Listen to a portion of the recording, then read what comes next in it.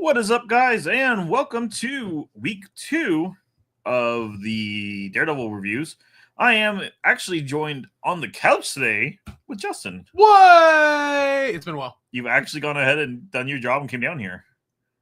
Yeah. Like you get very little tasks you actually have to do for the channel, and you finally did one of them. Yeah. We're going to be talking about last night's episode. This is episode 3. Before we begin, the second ever Monkey Adventures retraction.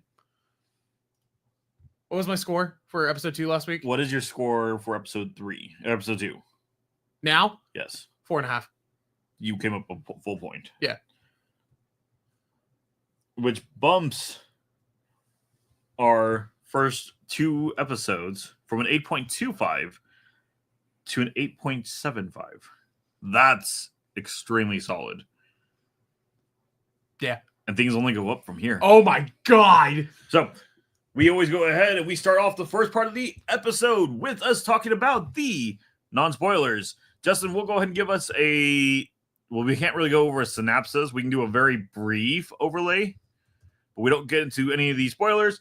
We'll talk about more of the cinematography, more of the setup, the lighting, the atmosphere, the emotions, and the acting itself. And then we'll let you know that we're cutting it and we're switching to spoilers at that point. If you stick around, cool. You're ready for spoilers. If not, go watch the episode, come back and comment what your thoughts are, and then watch the rest of the episode to find out the rest of our comments. If you are watching the video and not the live stream, hello video, and you should have already seen the episode, or seen episode 3, because else why are you watching a review of episode 3? If you haven't watched the show, go watch it. Fantastic show. Is there? I don't.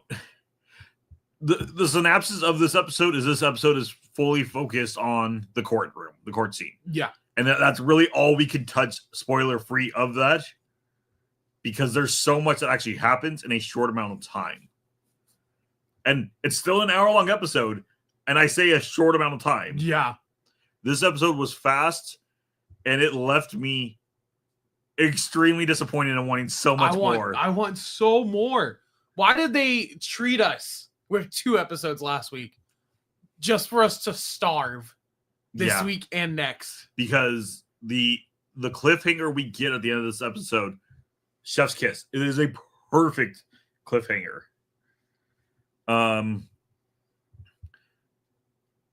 Cinematography.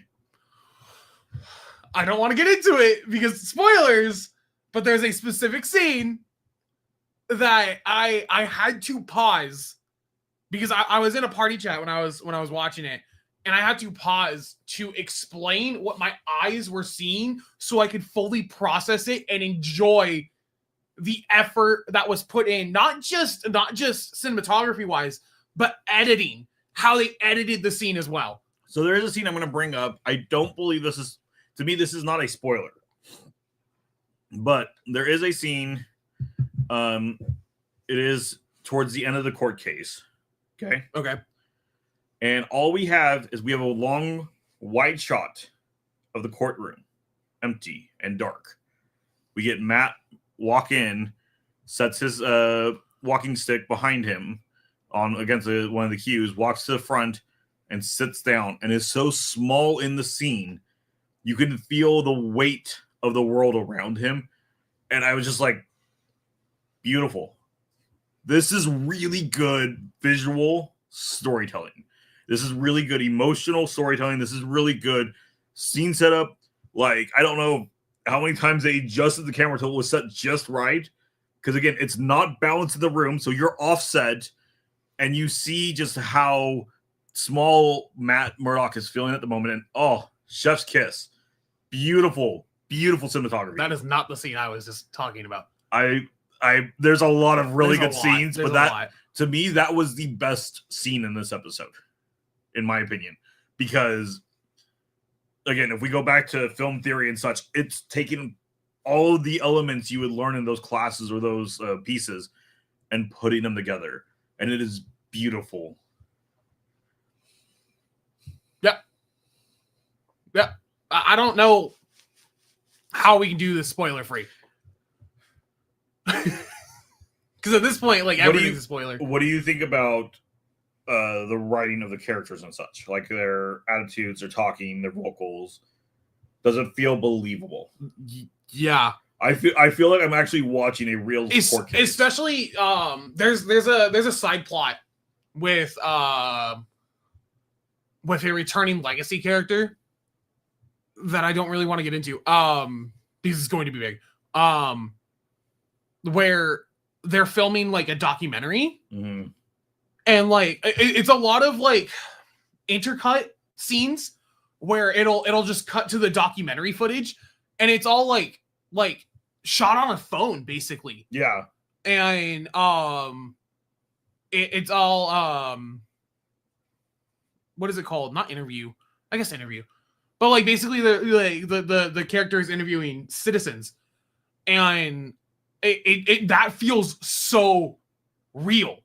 If you've ever watched, and I know this is completely the wrong demographic for this kind of show we're talking about, but if you ever watched the movie version of Rent, anytime that we jump to, I forget his name, but the videographer's camera and point of view and such, it feels like that. It feels very rough, very unpolished, very amateur.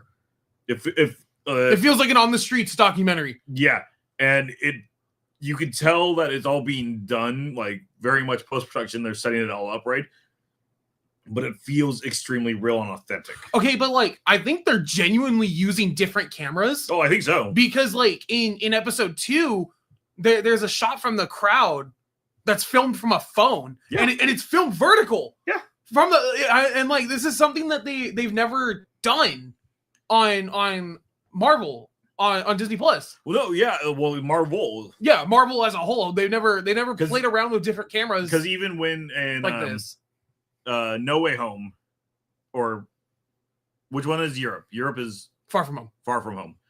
We get a couple of those vertical shots, but you can tell it's being shot on a full length camera and being cropped in. Yeah.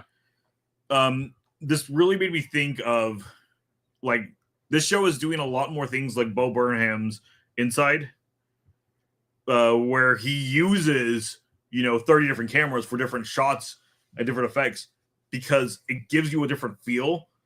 And normally in TV show and such, you use your big rigs and you edit it down, but it changes the aspect of it, changes the feel of it, and these feel like genuine shots. The one you're talking about of them shooting on a phone, you can tell the shot is filmed on a phone. Yeah.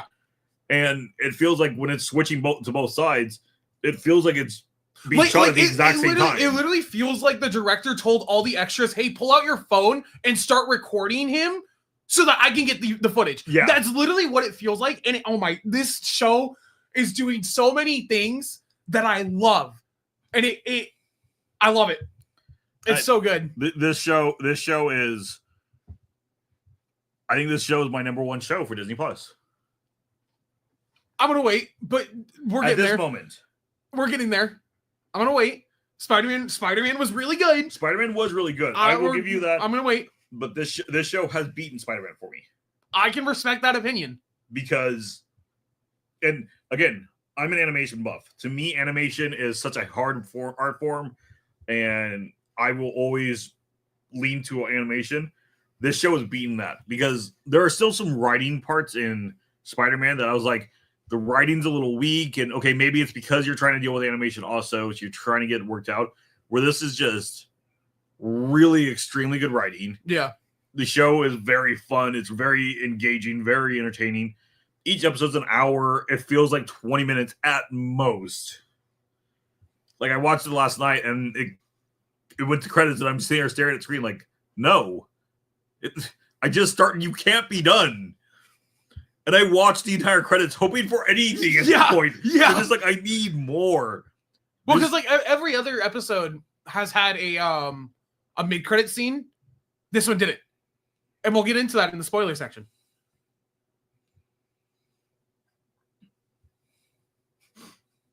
I'm going through my head right now. If there's anything else we can talk before we go. I don't think so. I don't think so. This show is fantastic. We are gonna, I think, make the cut over into spoiler land. If you haven't seen it and you don't want to be spoiled, again, I highly recommend it. I highly recommend going over and watching it. If you don't care about spoilers and want to continue watching, please do, because here's where we can start talking actual details, and Justin can give us the actual synopsis for the episode. Again, the brief summary was this is just a courtroom episode, and it's a really good courtroom episode.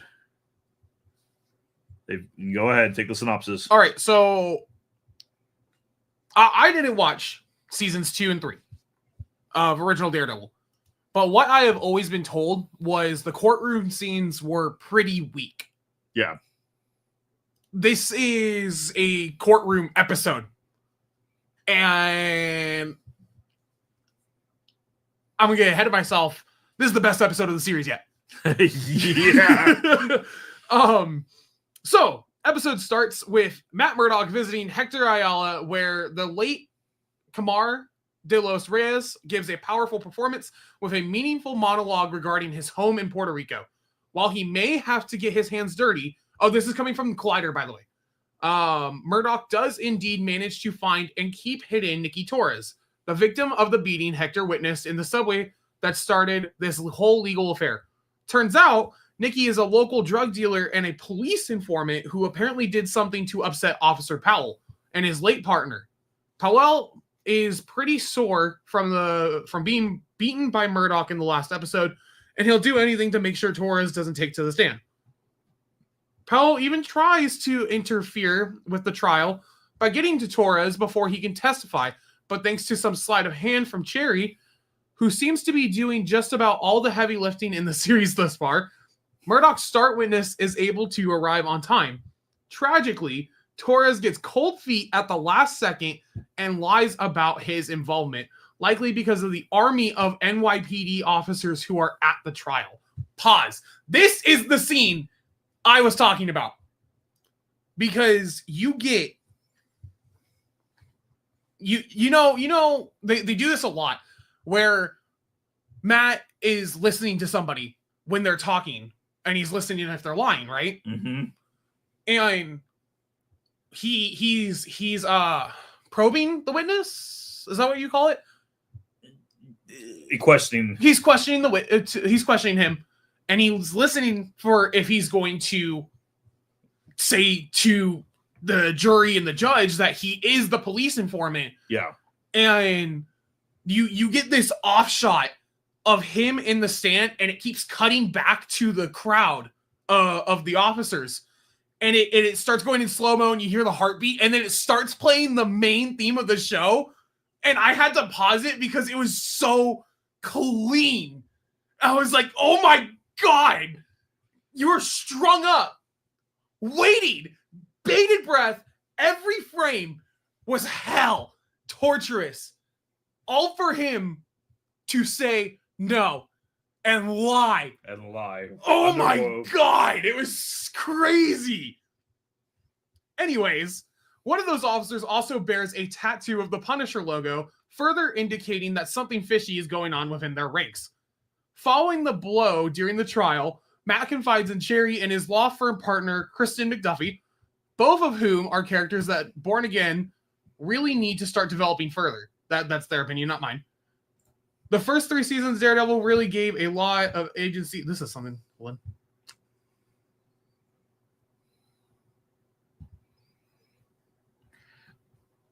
End of the synopsis.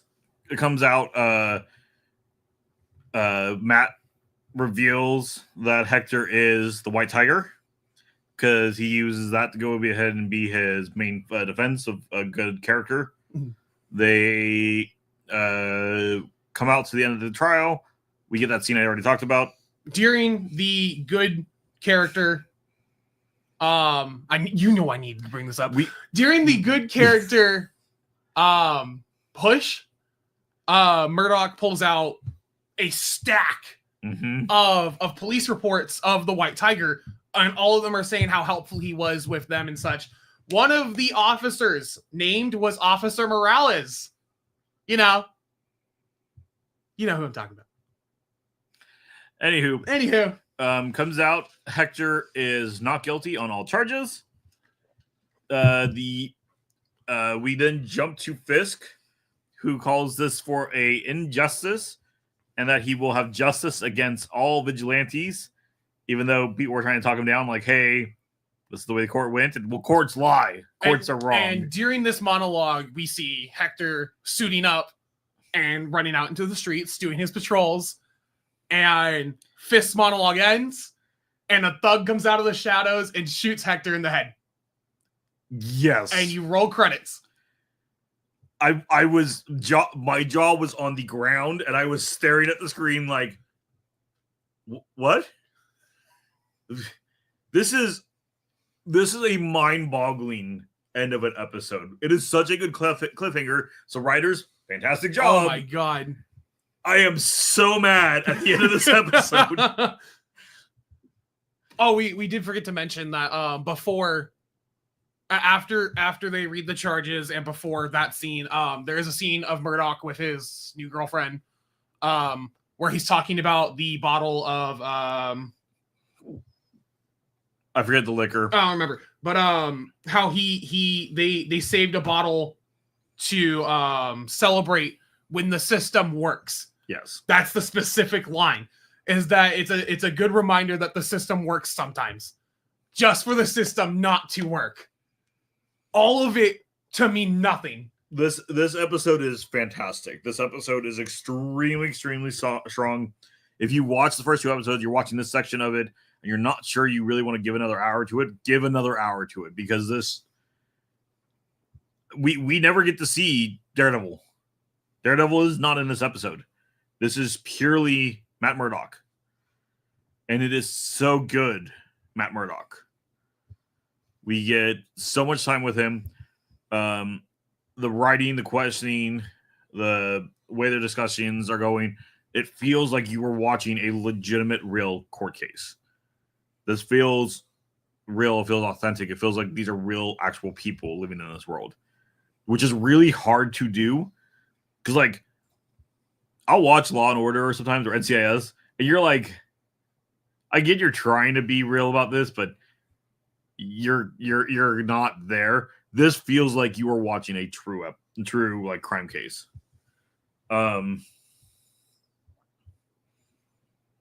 More Punisher, a lot more Punisher, a lot of logos for the Punisher. Yeah, like when we saw in the trailer the Punisher being in the show, I thought it was just going to be a cameo. I didn't think that our whole plot was going to be basically around it. I don't know if the whole plot is. Fisk is still going to be our main plot. Yeah. Fisk is going to be one way or another the main plot the whole way through. We're going to have we're leading into some serious conflict next week, which is good. We had a Matt episode, now we need a Daredevil episode to balance it out. But I'm curious to see where they're going to take the Cult of the Punisher. Because I don't know what we have set up for it yet. Because on top of that, the Cult of the Punisher follows the Punisher's like rules and such of how he sits. I hope so, because obviously they're not. They're not. That's why I'm confused. A bad guy's a bad guy, George. No. I am well aware right of this. Right is right and wrong is wrong. But the Punisher, has his guidelines that he sticks by. And yeah, he murders. He has no problem murdering, but it's only bad guys he murders. Where we're seeing that the police in this universe are followers of the Punisher, but they're punishing good guys. That's not the Punisher. Which is what I'm curious about. And it makes me wonder, okay. We're going into rumor territory. Okay. And this is not even, this is theory territory. I won't call it rumor territory. Here's my theory. In the trailer, when we see Matt stopping the Punisher seems kind of lost. I think there's a second Punisher at the moment. I think there is somebody imitating the Punisher. Yeah, I think there's a copycat. I can see that. And I think that's who's running the Cult of the Punisher at the moment. Or maybe even there in the comics. I believe the Cult of the Punisher is always just followers of the Punisher. But maybe that's the way they're going to go with this, is that there is a a copycat leader of them, and that's what we're going to see. Mm-hmm. And I think what's going to help make the Punisher go on to his like psychotic break is the police and such going after him, quote unquote, because of the bad things his group is doing, even though he is not part of it. That's totally theory. I have a feeling we're going to see the Punisher episode 5. Because Matt still doesn't have anything to do with the Punisher cult yet. I think 4 will be set up for it. 5 will be where we get him. I can see that, yeah. And that still leaves it set up for whatever the big cameo is at episode 8 that everybody keeps referencing. Please. I'm not going to get my hopes up. It's not happening. It's not happening. Even though that's the rumor I keep hearing. It's not happening. It's not happening. War journal entry. This world is officially sick. What are you trying to look up? I'm trying to see if there's been any other Punishers or if it's just Frank Castle. The official Punisher is always Frank Castle. Yeah.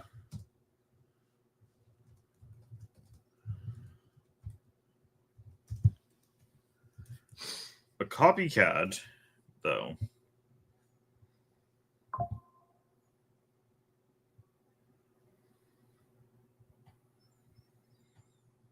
So this is from a Reddit post 7 years ago. A major storyline is about 3 copycats who are inspired by Frank, but who all have their own agenda behind what they're doing that cause problems. I think that's the story. That might be what we're adapting for him. Yeah, that'd be sick. Yeah, and if so, that means my theory is correct. Yeah, that'd be 2 theories in 1 week. Wow. Should become a theory channel at that point. No. no.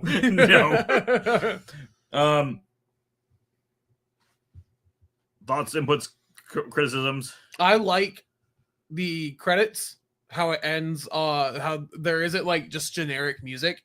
It's the sounds of the Puerto Rican beach that Hector was talking about. I like that a lot. Something you don't like in the episode. What do you want from me? Because I'm trying to. What do you want from me? I'm trying to still be critical of it. Not enough Fisk. I don't know. Not enough Fisk. I don't know. Yeah, I don't know a problem with this episode. Yeah, that's my problem. I don't know a problem. Okay.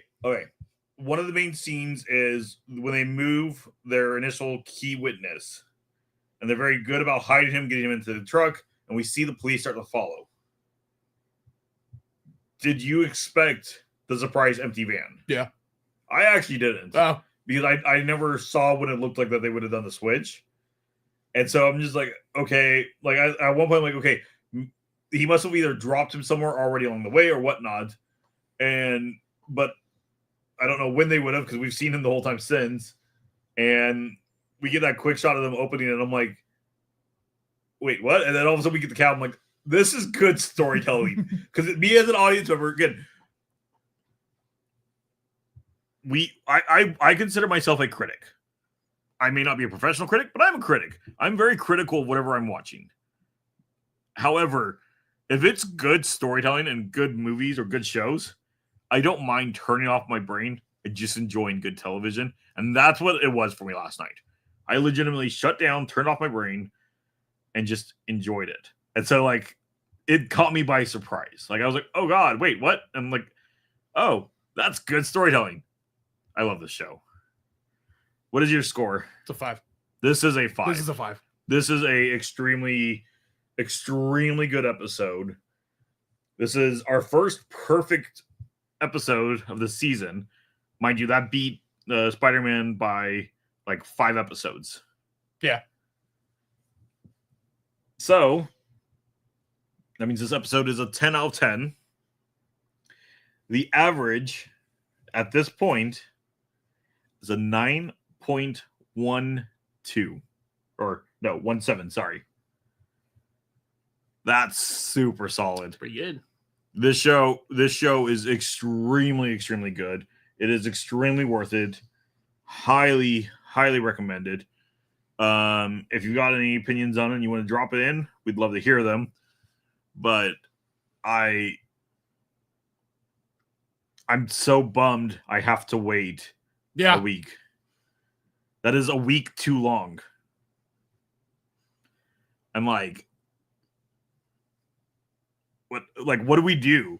Like, what do I do? I want to go buy Daredevil comics right now. Like, they have a special print that's like $15. That's just the whole Born Again storyline.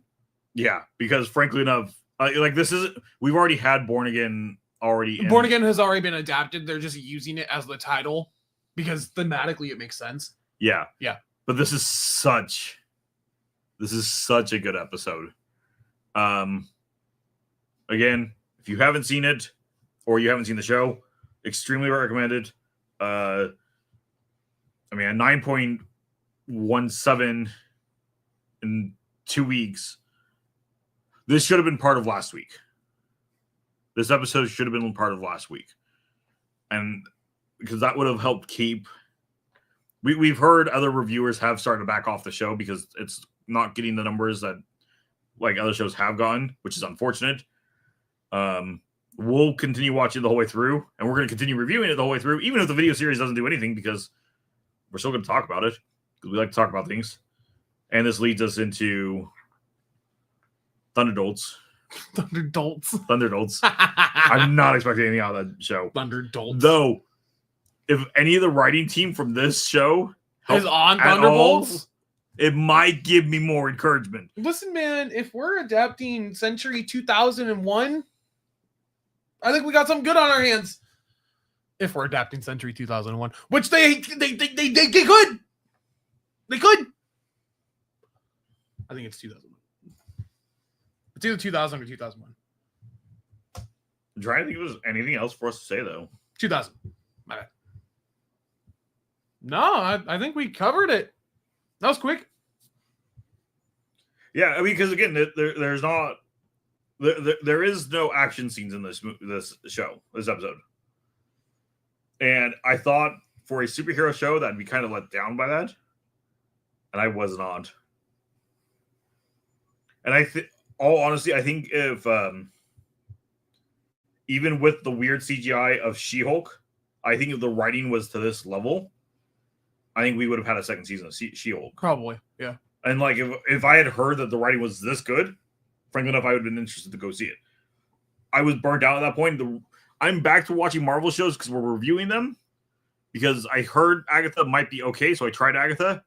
And because Daredevil is one of my favorite heroes, and so I was like, I'm going to go watch it. I didn't care if it was going to be bad. I would have watched my way through it. And I would have complained the whole way through it. But I don't get to complain this way. I unfortunately have to sit here at the high end of the scores. We're eating good this year, George. You and me. No. This week. This month. What do you mean? We were eating good in January. Spider-Man was good. Spider-Man was good. It was solid. Yeah. I'm saying we're eating good. Our favorite heroes are... My favorite hero. I mean, Spider-Man's not one of my favorites, but I do like Spider-Man. I do think, though, we are going to still have a couple more good properties this year. Lilo and Stitch being one of them. 4. Fantastic Four. I'm still not sold. Kevin Feige. I'm Please. Still not sold on the show. Movie, whatever. Kevin Feige, please. Because I still don't think Pedro Pascal is the right actor for Reed. And that's just a personal thing there. And the one trailer we got of it felt very rough. And what have you seen him in besides Mando? I've seen him a couple times. I just don't remember what shows. Okay. I have seen him in more than one thing. Okay. But a lot of his acting is usually very similar. He does not have a wide range. I disagree. You're allowed to do that. We always encourage different opinions. Because I think him and Wonder Woman is like really, really good. Yeah, see, I don't like him in Wonder Woman. No, I don't like. I liked how goofy he was, and like if he's like the same kind of goofy for Reed, say okay. We'll see. Anywho, you made it to this part of the video. Be sure to like and subscribe. Comment the devil's work is never finished. Oh, I like that. Nicely done. Nicely done. And the next, make sure. I'm gonna cut it out. Make sure to go ahead and check out the Pop Culture Jungle every Tuesday at 6 p.m. We'll be back here for episode 4 because it's next week's not the double week. So episode 4 next Wednesday at 6 p.m. Yeah, we can push it back. Yeah, now. we can push it back now. Things have changed on Wednesdays. At 6 p.m. Also, I don't know what it will be, but on Saturday there should be at 6 p.m. a different episode of something. That's all I can say to that because depends on what the news gives me. It will be a kind of special edition again, the Pop Culture Jungle, except for we're going to do like we did this last week. And this last week we focused on just the Snow White controversies. We'll pick a different topic and we'll have one video just on that individual topic. And then tomorrow, because I haven't touched in like a week or 2 weeks. I will sit down. I will get back into Kingdom Hearts. We're going to finish out where we're at. So next time. What about the other thing? Like in a little bit? Yeah. In like 20 minutes. Closer to 30. We'll be back live. Opening Lorgana. And working on decks. And maybe playing some on camera. You want to stick around if you want to come back for that? You're more than welcome to. Until then, see you later. Bye.